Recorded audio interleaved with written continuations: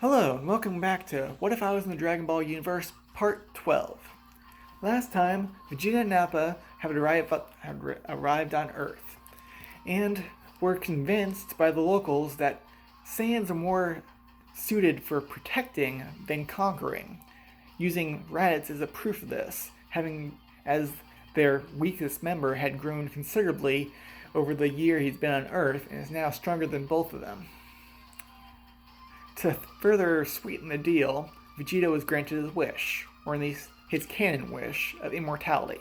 Of course, there's a condition to this immortality. He has to be defending those weaker than him. Or those defenseless. Let's go with that, as there is some gray area there.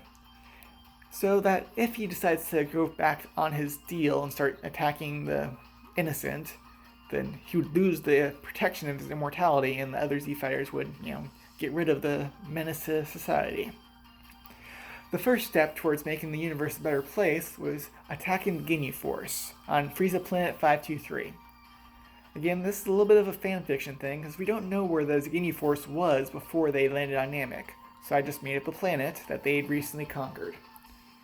During the fight, only Captain Ginyu was any real challenge to the Z fighters, as he was able to body switch with Vegeta, who had been in his Zaru form, causing a bit of a kaiju battle of the apes with him and Raditz, with Raditz eventually showing himself to be a bigger fish when he got his golden aura on.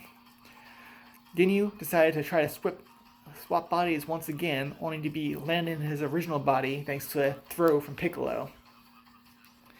And Ginyu died from his injuries. I'm also going to say Goldo and Raccoon also perished during the fight.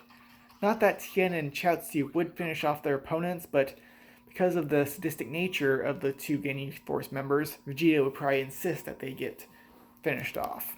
Now, Jace and Berta are a little bit of a different matter, as at least from the anime's perspective, they're kind of more like bros, really. They were just friends that were strong enough that made them join Frieza's battle force of the Ginyus. Although they might be at least somewhat evil, they are more just fighting because that's their job. So I could see them having a better chance of redemption than the other members of the Ginyu Force.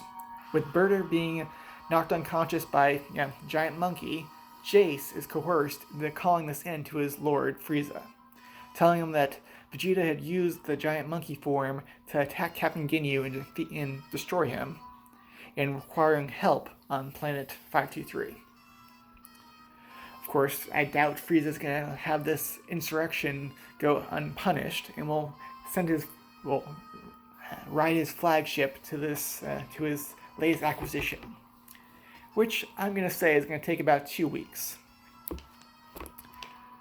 While recovering, Vegeta questions how Raditz gained that golden aura, and it is revealed that both Kakarot, or Goku, and Raditz had achieved Super Saiyan status. Vegeta's pride as a Saiyan would not allow this to go unheard of, and will attempt to gain the same powers as these low-class Saiyans, which, due to the retcon and Super, would be far easier than it initially was. It won't take a meteor shower destroying a spaceship for him to get desperate enough to gain the golden transformation on his own. And during this next 2 weeks, the Vegeta is the most important person. He's being primed to take over Frieza's place as Emperor of the Universe once the Galactic Tyrant is destroyed. As between the conditioning he's been put under, and just frankly anyone's better than Frieza, he would take over the Empire and basically keep King Cole in line so he's not attacking Earth himself. But that's a little bit later on. The Z fighters are also training and getting more powerful, but that's really less of a concern at this point, as the main other sources of power are gone. Vegeta, during these 2 weeks, I'm going to say Vegeta got a power level of 300,000. This is mostly thanks to Yardrak. Not the planet, but the teachings, as instant transmission and Nuzzy's healing techniques allowed Zenkais to flow freely. When Frieza does arrive on planet 523, he sends out his troops, which are easily incapacitated, even Zarbon and Dodoria, with Zarbon's monster power being, I think somewhere in the 40,000 range, still nothing compared to the Z Fighters. Even Chaozu with the psychic ability should be able to incapacitate them. And due to their sadistic nature, most likely Vegeta would request them executed as well. And finally, the main event, Frieza versus Vegeta. With 300,000 power level, Vegeta is able to face Frieza in his first form pretty easily, with his superior fighting experience making up for any difference in power level. Then, forcing Frieza to go to his second form, the much taller version. And at this point, it's Vegeta's immortality that comes into play, allowing him to recover from the blows from the superior power level and Zenkaiing up to match. It is only when Frieza reaches his third form that Vegeta can't keep up. He is forced to rely on Raisin to create yet another Power Ball and enter his Uzaru form. With his Uzaru form multiplying his power level now to 3 million, Frieza is once again on the back foot and has to use his final form go into his final form. And after, getting used to having his full power once again, gradually increases it, fighting Vegeta all the way, until he reaches about 5 million and Vegeta just can't keep up. Having to finally use his trump card, the Super Saiyan form. And the Golden Zoro is able to overpower the Galactic Tyrant, having his 150 being much stronger than the 100 that Frieza can muster. And thus, the Frost Demon, or Mutant, whatever you want to call him, is defeated, gone, and hopefully soon forgotten.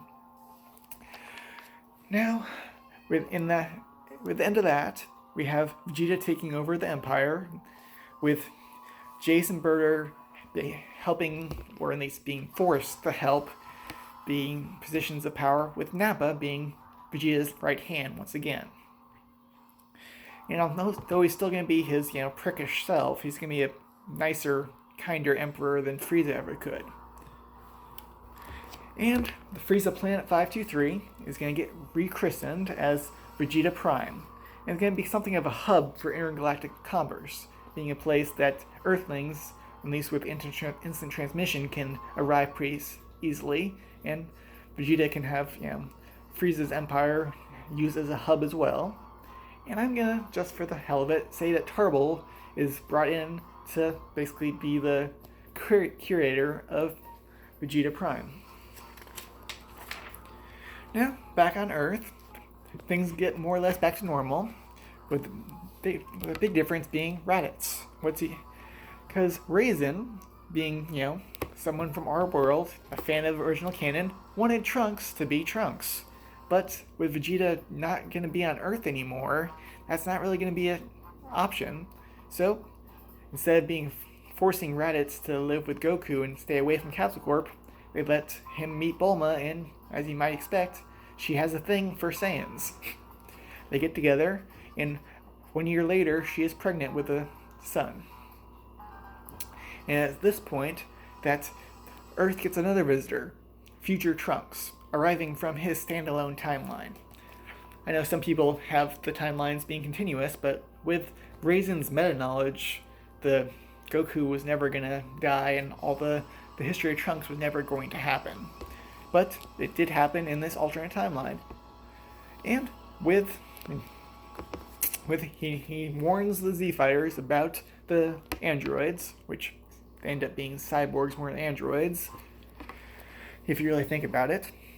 But due to the alterations already happening in the timeline, he doesn't have to be secret about his parentage. Most likely that Bulma's current child is going to be Trunks. And heck, might even inspire the name, considering that they're both going to have that silverish purple hair. And with Raisin around, he basically forces Trunks to talk about everything about the androids. Eventually, Bulma realizes that Dr. Gero is involved. Now, in canon, Bulma's just going to the androids and hunting them down before they have a chance to attack. And this is basically, thrown out by Goku, but in this case, it's sort of allowed. Oh, I apologize, I skipped a note. Oh, actually, no, scratch that. I apologize for being disorganized. So instead of taking a wellness suggestion at face value or just rejecting it like Goku does, will attack Jiro's lab only in 2 years instead of 3.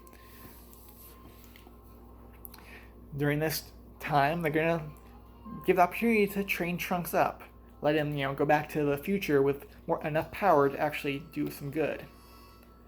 Or heck, might just drag him over to Namek and have the Elder, which I can't remember what the Guru's successor was, but have him release Trunks' potential so he's strong enough to fight the evil 17 and 18.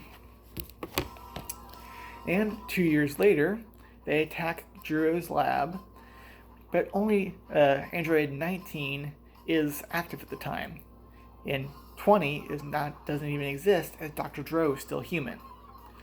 Although the Android 19 is significantly stronger than his Canon self due to the data that Jiro has been collecting being of much stronger Z fighters, still being unprepared and quite outnumbered, 19 is destroyed, defeated, and Jiro, or 20, is captured. Capsule Corp takes possession of Jiro's other androids and wipes them of their Kill Goku programming. And everything is run quite well, but there's a disturbance in Ginger Town. And come back next time to see how we deal with Cell.